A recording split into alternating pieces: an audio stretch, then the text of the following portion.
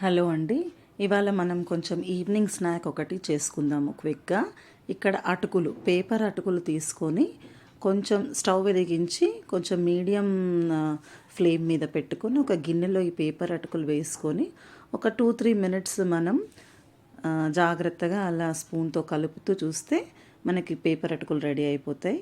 Next ఒక బౌల్లో కొంచెం నూనె తీసుకొని, నేను ఇక్కడ పల్లి ఆయిల్ తీసుకున్నాను. దాని తర్వాత దానికి కావాల్సినవన్నీ రెడీగా పెట్టుకున్నాను, వేస్తున్నప్పుడు చెప్తాను.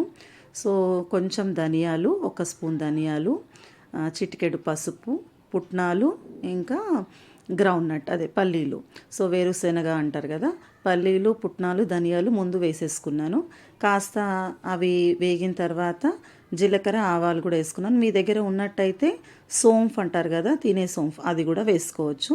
దాని తర్వాత కొంచెం అల్లం వెల్లుల్లి పేస్ట్, ఇంకా ధనియాల పొడి వేసుకొని బాగా కొంచెం కలుపుకున్న తర్వాత నెక్స్ట్ మనం ఇంగువ వేసుకుందాం. ఇంగువ కొంచెం మామూలుగా మనకి ఇష్టం కొద్దీ అండి, మీకు నచ్చలేదు ఇంగువ ఫ్లేవర్ అంటే వేసుకోవద్దు.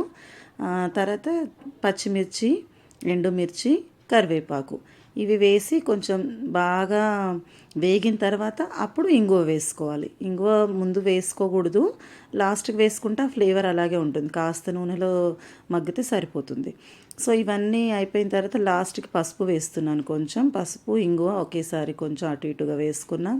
తర్వాత అటుకులు కాబట్టి ఉప్పు కొంచెం చూసుకొని వేసుకోవాలి. నేనైతే ఇక్కడ 1/2 టీ స్పూన్ వేసుకున్నాను, మనం తీసుకున్న అటుకుల క్వాంటిటీని బట్టి. అవి బాగా వేగిన తర్వాత అటుకులు మనం ఆల్రెడీ వేయించి పెట్టుకున్నాం కదా, అటుకులలో మనం నూనె ఏది వేయలేదు, మామూలుగా వేయించుకున్నాం అంతే, వేడి చేసుకున్నాం ఆ తేమ పోవడానికి. ఆ తర్వాత బాగా కలుపుకొని సర్వింగ్ బౌల్లో తీసుకొని కావాలంటే ఒక నిమ్మ చెక్క పిండుకోవచ్చు. మనం సర్వింగ్ బౌల్లోనే పిండుకోవాలి, మొత్తం గిన్నెలో పెట్టుకుంటే నిలువ ఉండదు.